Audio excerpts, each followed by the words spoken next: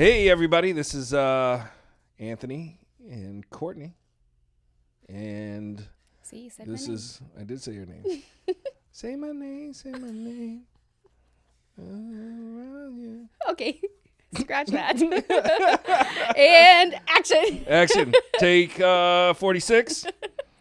Hey, welcome. This is Big Tone Productions, bringing you The Rose, featuring myself, Anthony, and Courtney.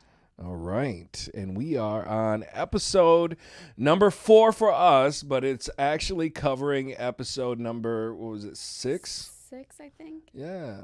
So it was a shocking episode of The Bachelorette last night, right? Yes. Okay. It was kind of a disappointing one. Disappointing. It left there a little heartbroken, sad. Anything good come out of this thing?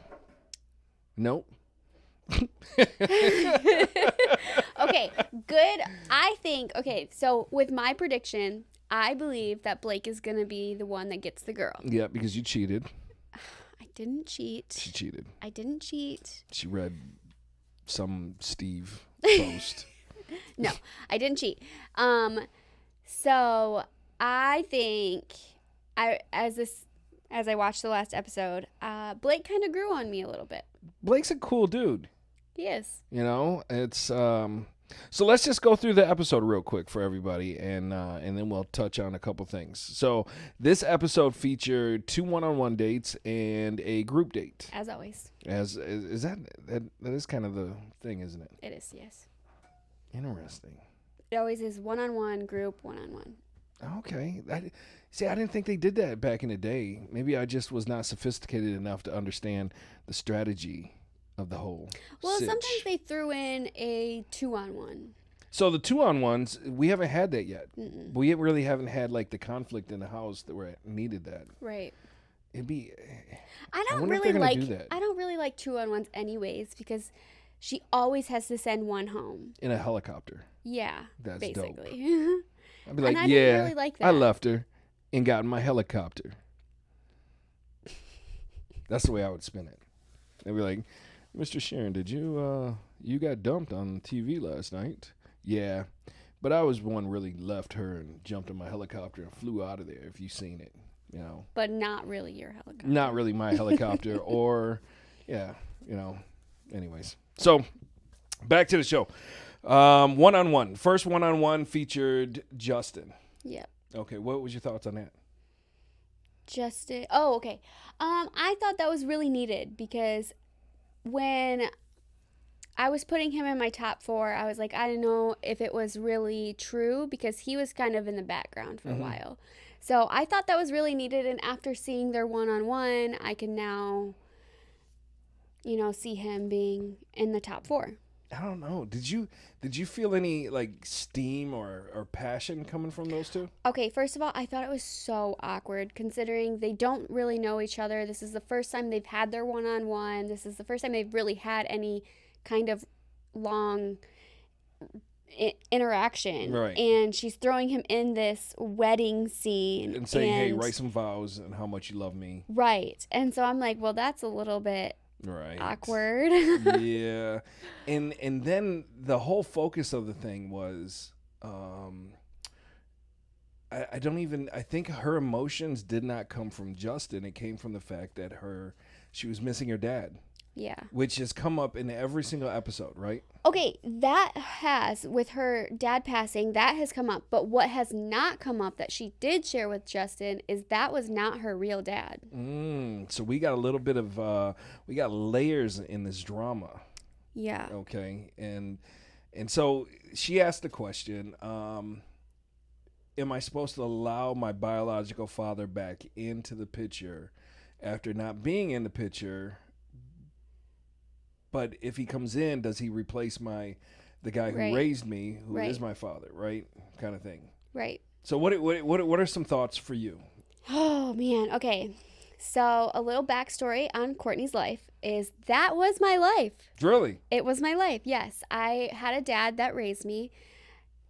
He was only there for some of my childhood, and then him and my mom ended up getting a divorce, and that was the last of that.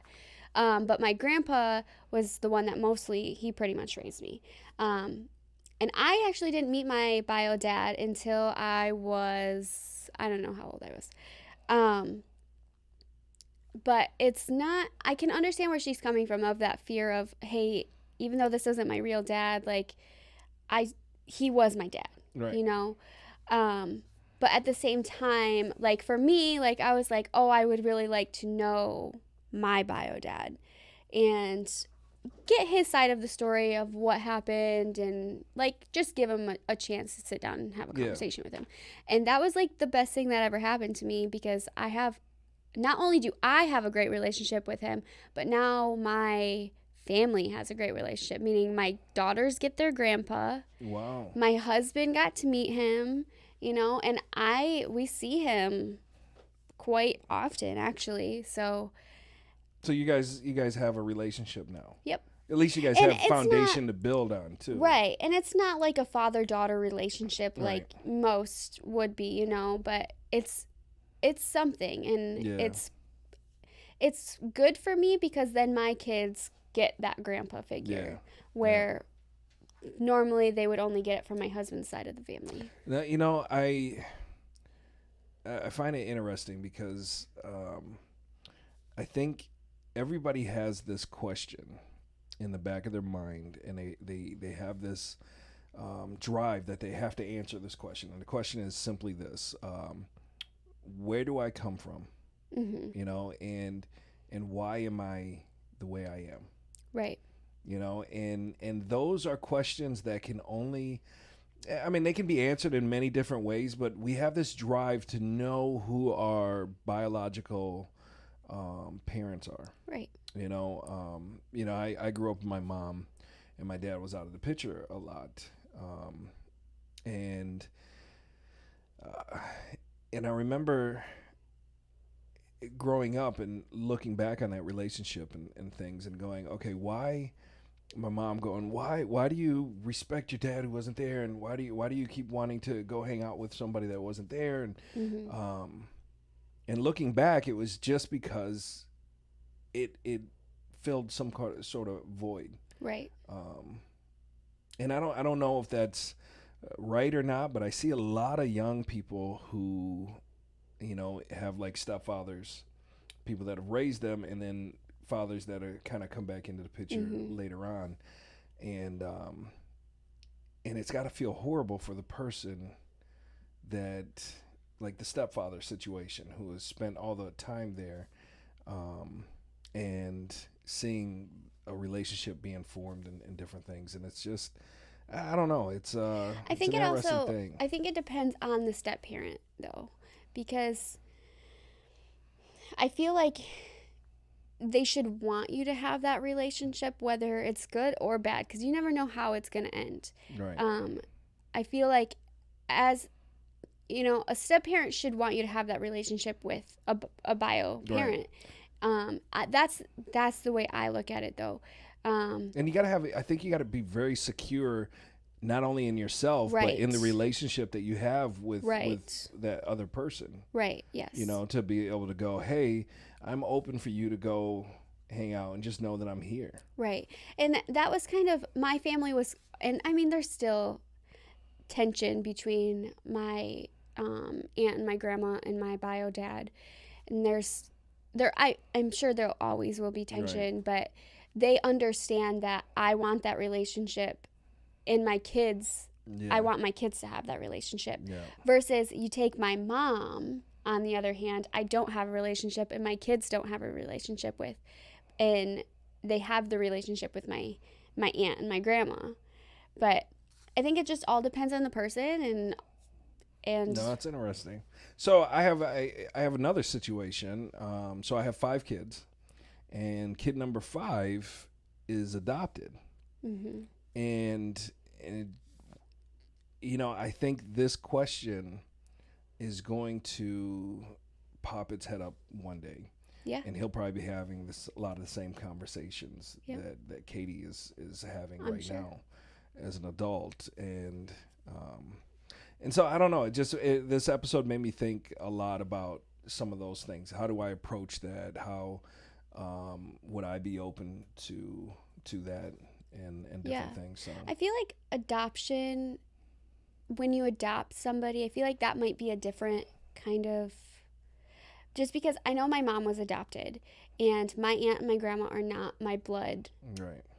My grandma was the one that adopted my mom, and my mom never, I mean, she wanted to meet her family for a split second, but as for me, like, I never wanted to meet my bio grandma, just because Gotcha. I had that relationship with the people that Right. I needed. I don't know. So I'm hoping that so what's interesting is, like, in the Bible, adoption actually means a stronger bond than your blood children, Mm-hmm. because you chose Right. that, and by choosing that, you have solidified something so strong, that it shouldn't be able to be broken. I mean, that's where they go into, you're adopted into the family of Christ, right? And so I think about that, and I hope and pray that when my son gets old enough to understand all of that, that he understands that, no matter what, that I'm his dad. Oh, I'm sure he will. And I don't know. So it brought a lot of questions, and I thought it was interesting. Yeah. But as far as Justin goes, I didn't see any fireworks between those two.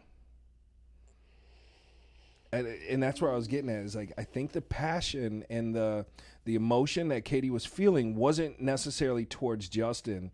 It was towards The whole missing, wedding, dad, just the whole thing. And so you get kind of sucked up into that whole emotional scene, and Justin is kind of a byproduct of that, not the product of that. You know what I mean? Yeah, and I get what you're saying. He was just there, and she was caught up in all of her emotions. And, Right. I'll have to pay attention the next time I see them together, because I mean, wasn't. I guess, being a woman, I was caught up in all the emotions. So I mean, as well. for instance, and here's a good, I guess, barometer. You had brought up Blake. Like, when you see the passion between her and Blake, and then look at what that scene was between her and Justin, Mm-hmm. do you see a difference? Oh yeah, yes, I see a difference between Justin and Blake in in the relationships, but I see a difference between, and this is why I think Blake will win, is because you see the connections that she has with the other men, and then you see the connection that she has with Blake. Right. And it's just so obvious. Right. So, and I think so too, and that's why I said it looks like Justin is more of a friend, not not somebody that, Speaking of friends, I feel like this is a good segue. Transition point. Yes. Are we going to the Connor B thing? We are? Oh, yes. This was the most heartbreaking thing of the whole episode. Poor Connor B. Mr. Pussycat Doll outfit. No, it was a cat outfit. I mean, Pussycat Dolls and cat outfits are different. Yes. Okay, well, glad we got that clarification. Connor B. Oh my goodness. They're one-on-one. Okay, I've always liked Connor. Connor was a good dude. Yes, ever since he walked out of the Little limo corny. in his cat outfit, I've always liked Connor. A little corny. Made out with her with the paws. Yeah. What are Yeah, they? the Mittens. paws. You know, Yes. little cat mittens. Yes, but he was so genuine and so nice. It's just weird. Okay. I really liked Connor. Connor B's a good dude. I loved their date. I understood where she was going with the date. She just wanted it to be like, They hung out. yep, with The other couple fell in love with them. and they were rooting for Connor. They're like really in tune. Like, the dude loved hanging out and grilling with Connor. Yes, and apparently there are just no sparks. None, which is weird. It didn't seem, and that's what I'm saying. I think Blake came in, and he became the new barometer for which she's measuring all of these things to. Yeah. And because if Blake wasn't in the picture, I truly believe she would have been having sparks with Andrew S. and Connor B. And, you know, a couple other dudes that she had really good relationships with. And now all of these people have been pushed to the friend zone. And it reminds me of what Claire kind of did. Yep. After seeing the old dude in the... At least she's giving other chances. Where Is she? Claire... I think she is. I think with the connection that she does have with Andrew, because I still think that connection is there. I still think... Andrew S. Yep. I still think that is there. And Greg. And Greg. Ever since I've learned about Greg, I don't like Greg. We don't know if that's actually true. But I'm starting to put pieces together, and I can see it. What is that? Cheatersteve.com, something like that? But no, Connor B was so devastating. I was so sad. And the moment he walked back in to say goodbye to all of the guys, they all cried. Everybody cried, and I was trying. I was like, snotting. It was. I was like, wow. But that right there shows you that I think everybody was rooting for Connor B. And that just shows you how real he is, too. And what a good dude he is. Because no matter how much tension was in that house, especially between the whole Hunter thing and all of that, like no matter how much drama was in that house, all of those guys were for Connor. Yep. And he had the best dad jokes. Yeah. In the whole thing. I mean, I won't tell you. Some of them were pretty funny, you know, personal hockey, right? Yep. Or whatever. He kept going. I was like, how many Oh names for this do you have? Yes. You know, and I'm like, wow. All right. And yes, he was, yeah. He was hilarious. I'm excited to see him. Should we spoil it? Oh, he's going to be on Bachelor in Paradise? Yes, so I'm excited to see where that goes. Me too, because I think he's going to be a catch in Bachelor in Paradise. For sure. Whereas Thomas, not so much. No. I think Thomas goes home single. I hope Connor B goes home with probably a bunch of phone numbers and an engagement. A bunch of phone numbers. Not an engagement, just a bunch of phone numbers. Bunch of phone numbers. And a lot of these ladies sliding into his DMs.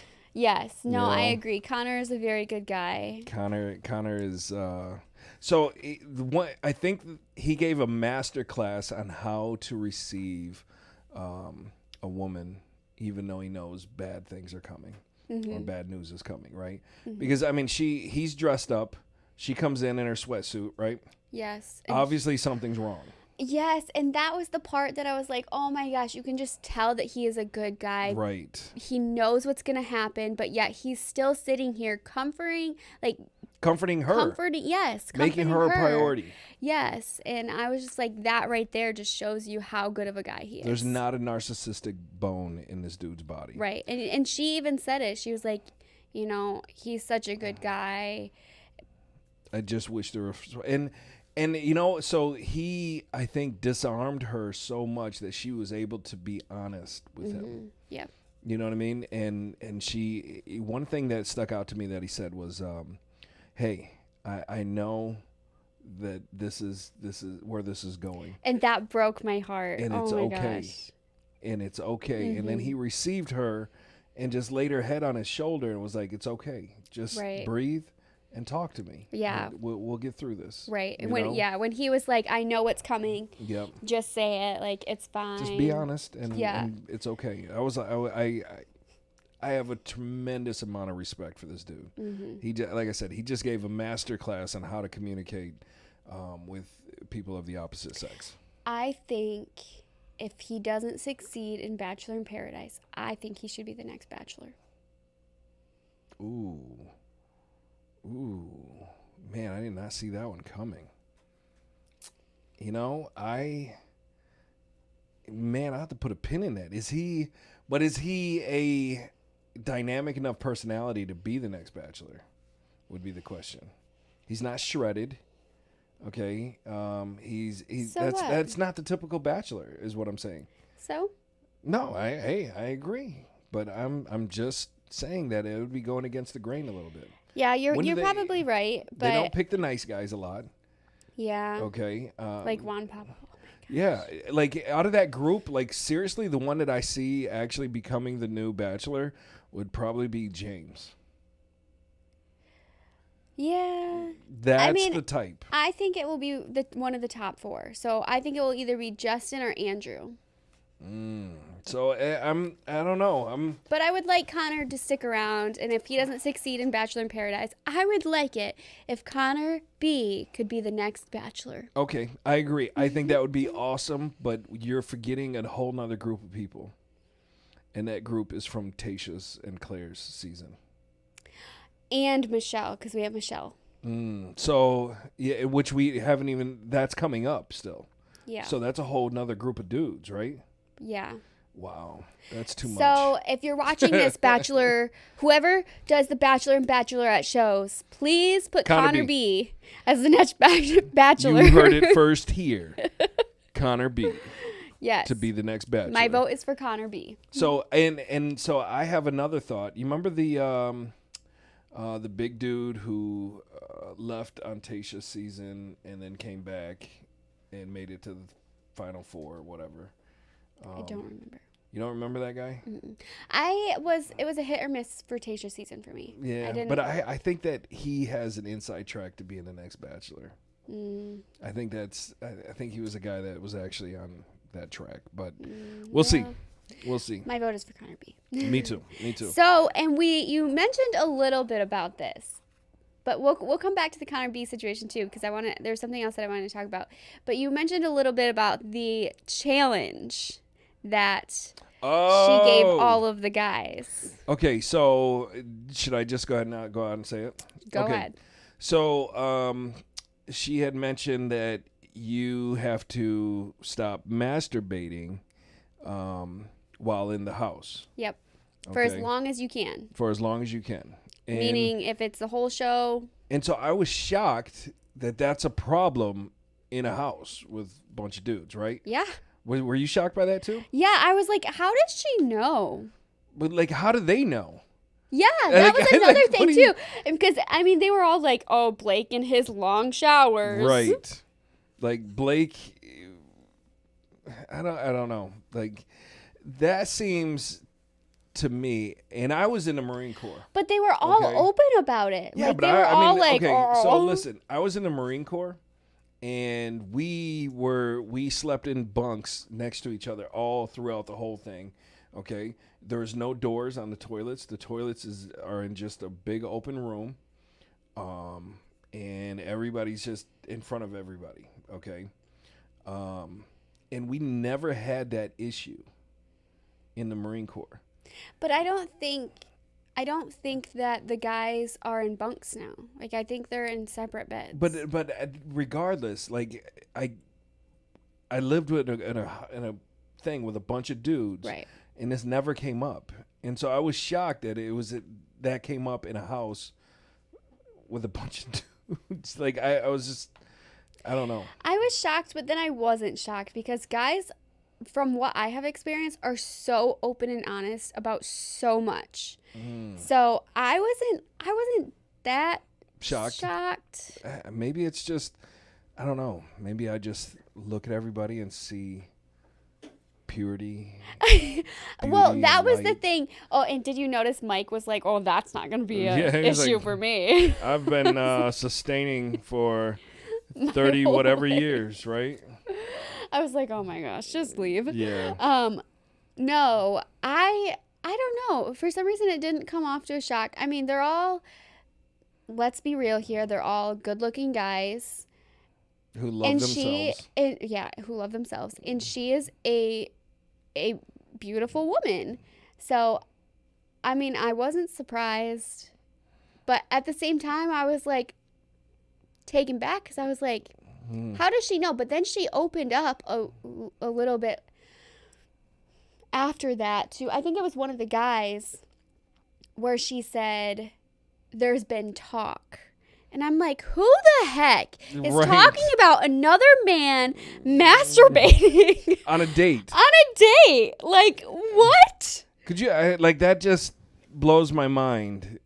But that's why I say it doesn't surprise me, because guys are so open, especially like for some reason about their sex life. It's like, oh, you got it? High five. Yeah, that's true. So I will say that living in a house with a bunch of dudes in the Marine Corps, very open, like explicit. Yes. Like explicit. And I'm still, I don't know. Just, it's weird. It's interesting. I don't know how to even take it, honestly. I've been married so long that it just doesn't, I forget what it's like to be single. Yeah. I forget what it's like to be, I just forget what it's like to be in that life. I've been married now, going on 3 years. I've been with the same woman since I was 17 years old. So it's at 25 years, 27 years. So it's just, I don't know. I mean, even me, my husband and I have been married for, I think, going on 5 years now. And right. Even then, like, it's 5 years, right? We've been together for a while. But even then, I'm just like, you still forget, because the 5 years, that's a long time. It so is. You still forget how. Your life is totally shifted. Yeah. Your mindset is shifted. You have kids. Yep. Everything's just shifted. And so, I was never in that position where all I thought about was getting that girl. Mm-hmm. Because I got the girl in high school. And that was it. I closed the deal. Yeah. Yeah. So, I don't know. Interesting. Yeah. So I don't know. I thought that was kind of funny. It was funny. I was taken back a little bit. And Connor B's, all of his Yes. euphemisms for...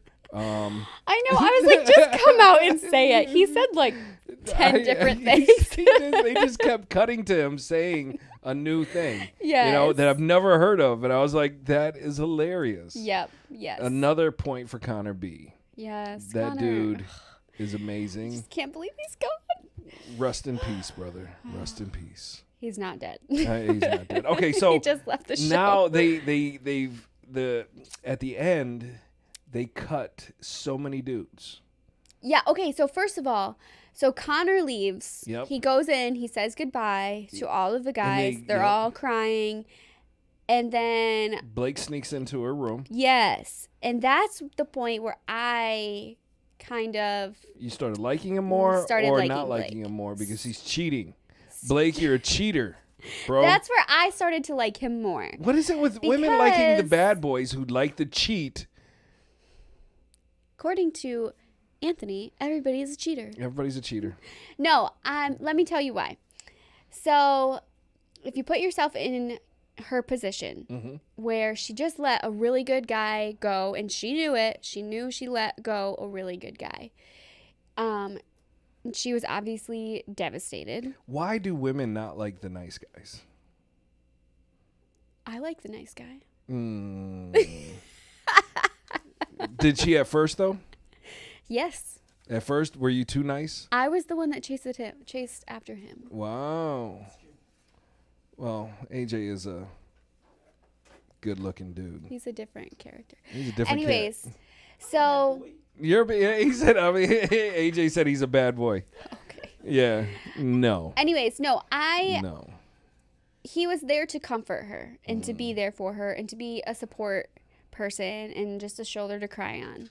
And that's what I really liked, because in that moment, you don't want to be alone. When you're sad, crying, Right. you don't want to be alone. And he came, and not only did he come, but he came in other people might say it's kind of cheesy and corny, but I thought it was kind of cute, where he had the boombox and played the music. Yeah. And so I love the movie reference, John Cusack. yeah, so I just Say thought anything. it was That's what it was from. right. And like everything changed in her mind, and Yeah. from that point on, she could move forward and get there are no past. rules in love, right? Exactly. Like you're chasing after that person that could be your person forever. Right. You better do something that makes you stick out. And Exactly. he definitely he stuck out. Yes. Okay. Yep. Now back to my question. Why do women seem to dispose of the nice guys? You can't tell me you don't see that. You do. You're like, right. You want to get the cutest girl in the room, treat her like crap, and ignore her. You know? No. Or like, and grow your hair out really long and throw on a leather jacket and really tight pants and no. I don't know what it is, but seriously, on I a get serious it. tip. So it's kind of like women, and when they go through these awkward things of breaking up and all this stuff, and you know what I find is that the women they don't fall in love with the guy as he is. They have this image of that guy in a changed form, and so they want to almost change this person, and that's what's attractive. Is it's almost like this manipulative. I've got to change this person or get this person to something. I don't know. Do you know what I mean? I know what you mean. I think there's a part. I think in every relationship or whatever, there's always, whether it's the woman or the guy, they always want their partner to change in some way. As far as the good guy, I truly honestly don't know. I have never been attractive to what you were saying, the Jerks. Trito. Yeah. I've never been attracted to anybody like that. I've always been attracted to the good guys. Right. Hence why I have a good guy. I don't know if it's just for TV purposes. Maybe. Because I feel like that's the only time you ever see it is on TV. No, I see it. So here's a quote that I heard, and I think it sums it up. Is people accept the love that they think they deserve. Yeah. You know what I mean? And so they accept. You have women who accept dirtbags because they believe at some level deep down inside that that's the level of love they deserve. Mm-hmm. And that's not true. Their insecurities seem to form their opinion or desire for what they want in their life. And I totally get that. Because I was once there.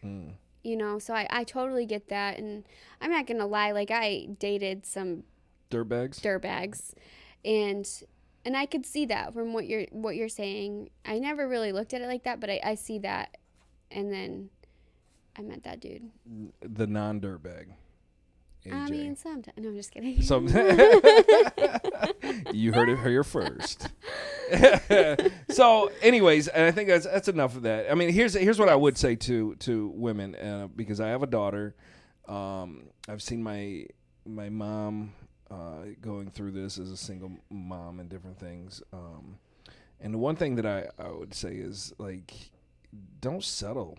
Right. For garbage. Know who you are. Yes. You know, for me, I'm made in God's image. You're made in God's image. Mm-hmm. We are beautiful people. We are wonderfully made, and we need to understand who we are and how strong we are. Even in our weakness, that our weaknesses don't make us weak. In biblical terms, they make us strong. Right. And you understand all that stuff, and you can walk in a certain boldness and a certain strength, and then begin to accept a certain level of guy or a girl in your life, and you don't have to accept garbage. Right. Just be empowered. You know, that's what I think, and that's what I love about what's coming out in TV is these women knowing their worth.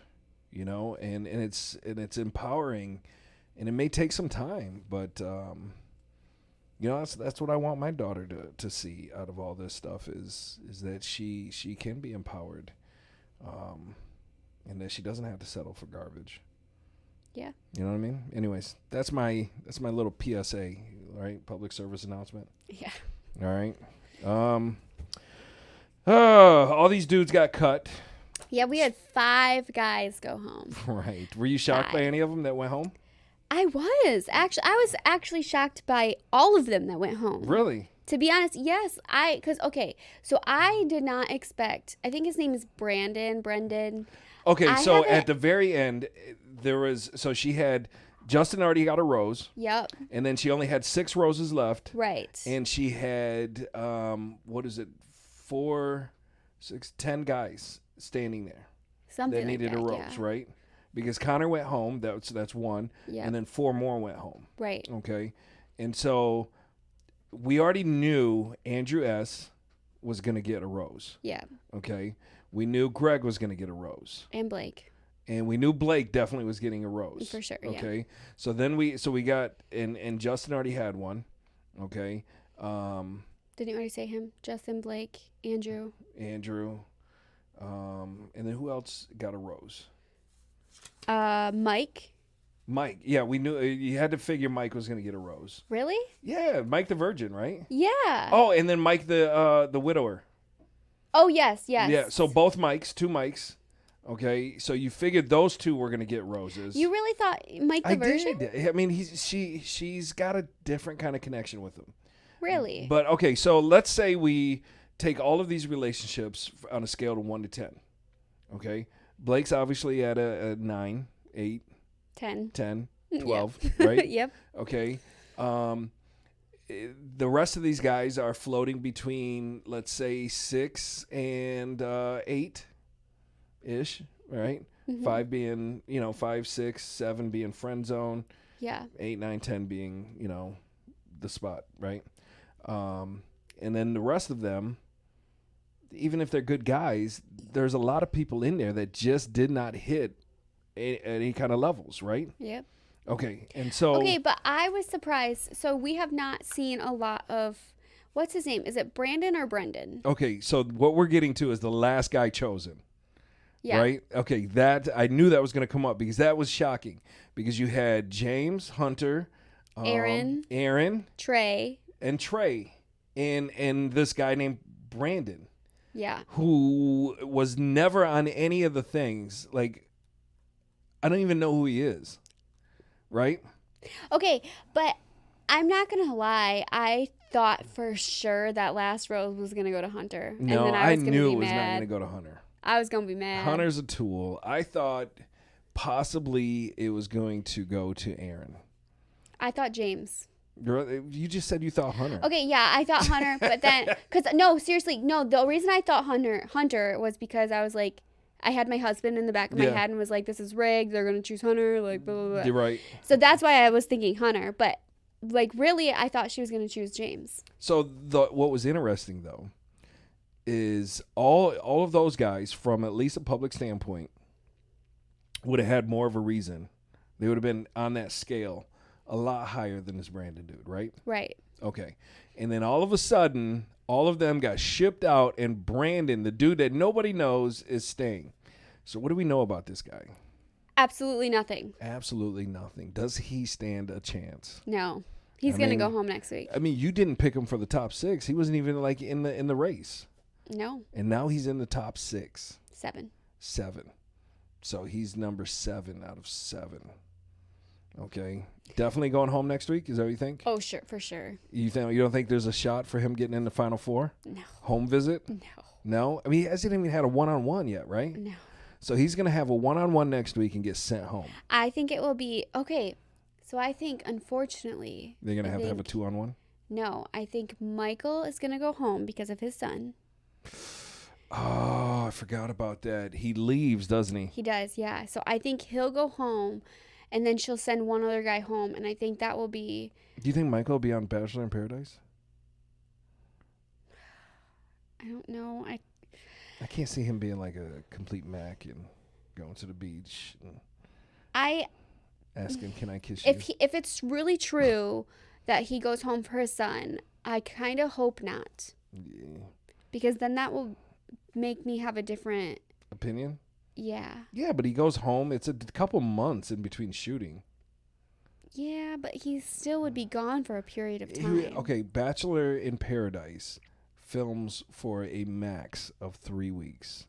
And depending on when you come in, you could be in Bachelor in Paradise for 3 days. I don't know. I still don't. Something doesn't settle right with me with that. With him coming back or with him leaving? With him coming back. Yeah, but this is a long process. I get that, but this is his chance to find love. I know, but I mean, and they have a really good connection. They do have a really good connection. So he would be leaving.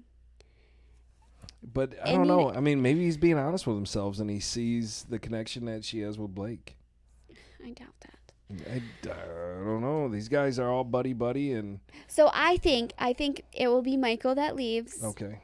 And then I think it will next be this Blake. Brandon, whatever the heck his name is. Landon. And then I think it will be Michael the virgin. Ooh, okay. I like that. I do. I would have to. I would have to agree. There's nothing to argue about. Yeah, because even Michael, like he hasn't had a one-on-one. Nope. So do you think Brandon and Michael get a one-on-one this week? No. You think they get a 2-on-1 and one of them is forced to go home? No. I think they'll get a group date. I think the one-on-one, didn't they show a preview? I think Michael the virgin gets a one-on-one. Michael definitely gets a one-on-one and then gets sent home. Right then and there. Does he get a one-on-one? He does. Because they show them in the back of that carriage kissing. Looking at the stars. I think he just needs to go home. Man, that really crushes me about the other Michael the widower. Yeah, I don't know. Well, we're getting down. We only got, 2 weeks left? Something like that. We have, so after this week, I think it's hometown weeks, right? Yeah. And then we have, of course, we'll have the Men Tell All. Yep. Fantasy Suites. Fantasy, yep. Right. And then, so we got a couple more weeks. So we have like a month left. 3 weeks left. Something like that. Okay. All right. No, I think should we review the guys that we have? Sure, let's do it. What okay. do we got left? We got Blake. So we obviously have Blake. Blake is definitely I think he's a front runner. Yep. Oh, for sure. There's no question. We have Greg the liar. Greg the liar. Great. So it says marketing sales. Maybe he's. But apparently that's wrong. Because he's an actor, you said. Yes. I don't know. Greg's a cool dude. You can't fake that long. I thought he was cool too. Yeah, and then we have Justin. Justin is a friend. Yeah, but he's in the top 4. He's in the friend zone. He's in the top 4. Yeah. Then we have Andrew. I like Andrew. Andrew is a cool dude. I like him a lot. Yeah. I wonder if he'll be in Bachelor in Paradise. I bet he'll be the next Bachelor. Ooh, you think? I don't know. My vote is still for Connor. Connor B. I agree. Michael, the widower. Yep. Maybe he's the liar. Maybe he's an actor. Maybe he doesn't have a son. I highly doubt that. Me too. So we'll see. Controversy brewing. Oh, this is whoever this is. Look at that guy. This is the guy. This is the guy nobody knows anything about. Oh, he's a firefighter. But he's still there. Trainee. Oh, he's from Canada, Canada A. Canada A. But he's still here. But hey, that's okay, you hoser. But why is he still here? Nobody knows. Nobody knows who he is. Somebody's got to do a deep dive on this guy and spill the tea, as they would say. Seriously, like nobody knows who this guy is. He's in the top 7. Yep. She hasn't had a one-on-one. She's barely had any kind of connection with it. I think, you know what I think's going to happen? I think they're going to... I'm going to put him in my top 4 now. I think they are going to have like some kind of interaction, whether it's a one-on-one or in a group date or just a split second. And she's going to be like, you know what? I have no connection with this guy because I have deeper connections. And then she's going to send him home. Yeah, I don't. Have they even kissed? Yeah. I don't know. This is so weird. Like, This is so literally, weird. I have not seen them together. I bet you he's going to be the next Bachelor. I bet you I'm not going to say what I think was. I'm just not going to say that. Then we have Mike. Mike the Virgin from California, gym owner. I think he's going to go home very soon. Yeah, I like him, though. He's a cool dude. He wouldn't do well in Bachelor in Paradise. No. I feel like he's another one that we don't really know anything about. Like, we know him, but we don't know him. Yeah, that's true. All right, so that wraps it up. You got anything else?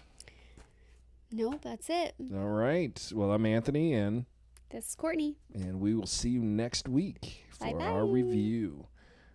Thank you for tuning in to The Rose.